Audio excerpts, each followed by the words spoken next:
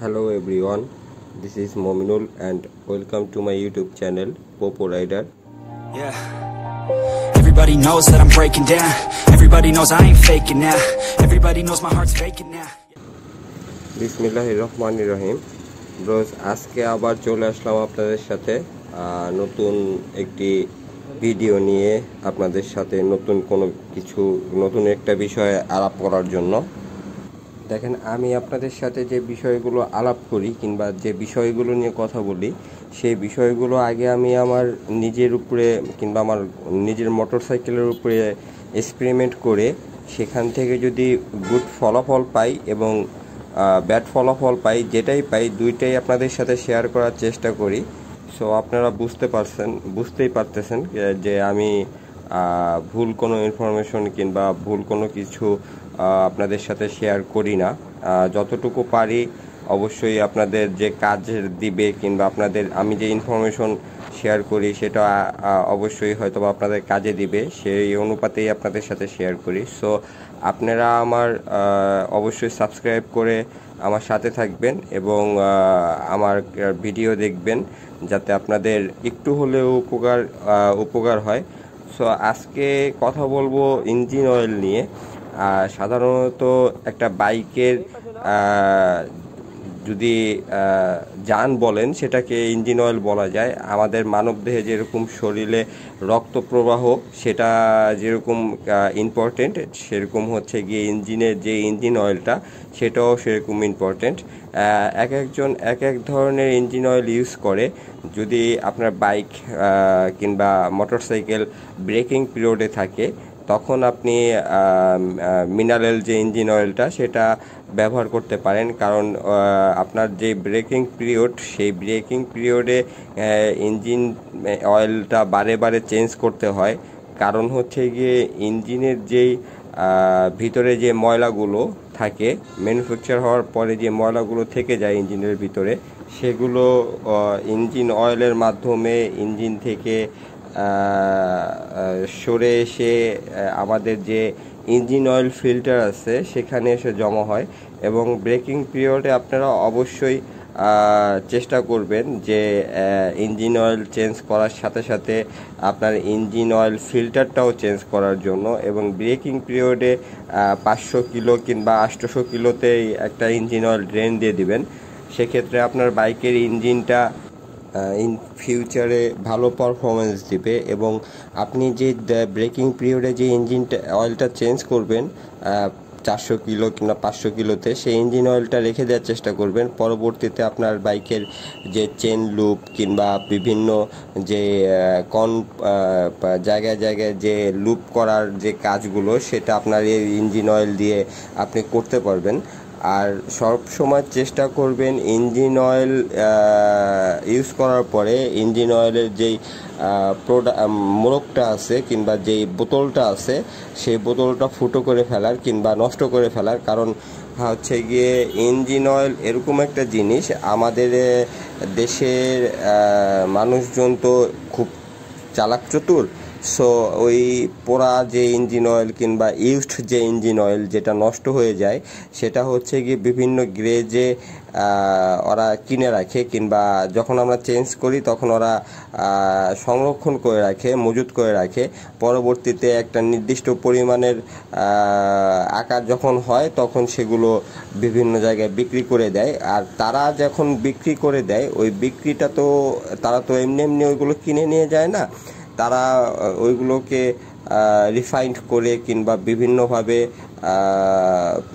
বিভিন্নভাবে যাতে ব্যবহার উপযোগী করা যায় এই জন্যই তারা ওইগুলো কিনে নিয়ে যায়। সো আপনারা চেষ্টা করবেন যদি আপনার ওই বোতলটা আপনি নষ্ট করে দেন তাহলে ওই বোতলে আপনি ওই যেই নকল ইঞ্জিন অয়েলটা সেই ইঞ্জিন অয়েলটা ফুল করার যেই বোতলগুলো সেই বোতলগুলো তারা পাবে না এবং নকল ইঞ্জিন অয়েলও বাজারে থাকবে না। সো আমি এই ইনফরমেশনটাই আপনাদের দেওয়ার চেষ্টা করলাম যে ইঞ্জিন অয়েল ব্যবহার করার পরে ইঞ্জিন অয়েলের যে বোতলটা সেই বোতলটা নষ্ট করে দেবেন, পুড়িয়ে ফেলবেন, কেটে ফেলবেন কিংবা ফুটো করে ফেলবেন। অথবা আর একটা কাজ করতে পারেন, যে ইঞ্জিন অয়েলটা আপনি চেঞ্জ করলেন সেই ইঞ্জিন অয়েলটা বোতলে করে আপনি পুনরায় আপনার বাসায় নিয়ে আসতে পারেন।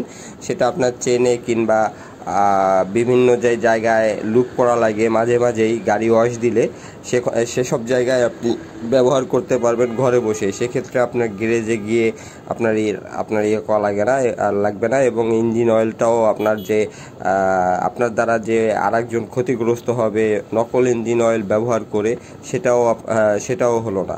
আর সাধারণত বাইকের যে ব্রেকিং পিরিয়ড, সেই ব্রেকিং পিরিয়ড সাধারণত 2000 কিলো পর্যন্ত চলে।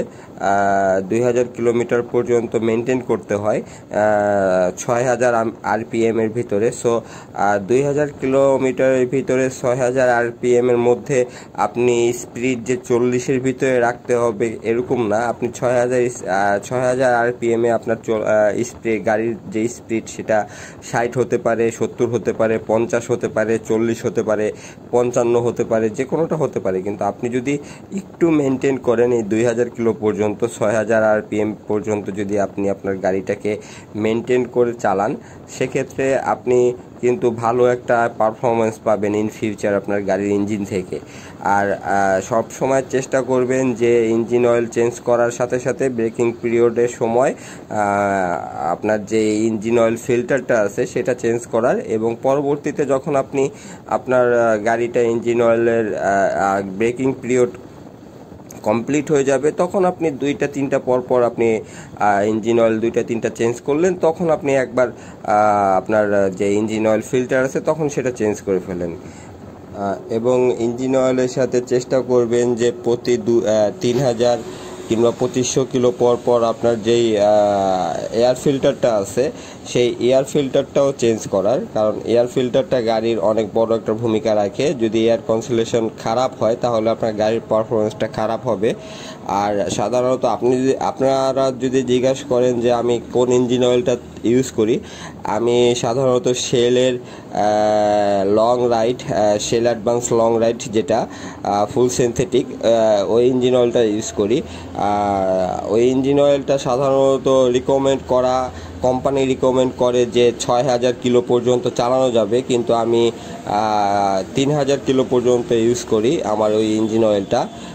সো আপনারা চাইলে আপনার গাড়িতেও ইঞ্জিন অয়েলটা ব্যবহার করতে পারেন। আমি FZS ভার্সন 2 চালাই, সো আমি ওইটা থেকে ভালো পারফরমেন্স পাচ্ছি। আমার যে ইঞ্জিন অয়েলটা থেকে সেটা খুব বেটার পারফরমেন্স দিচ্ছে।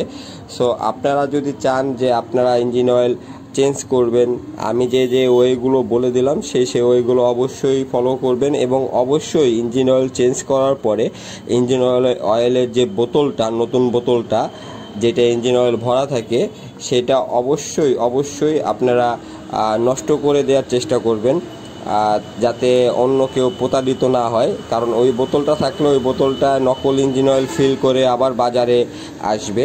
সো আমি প্রতারিত হতে পারি।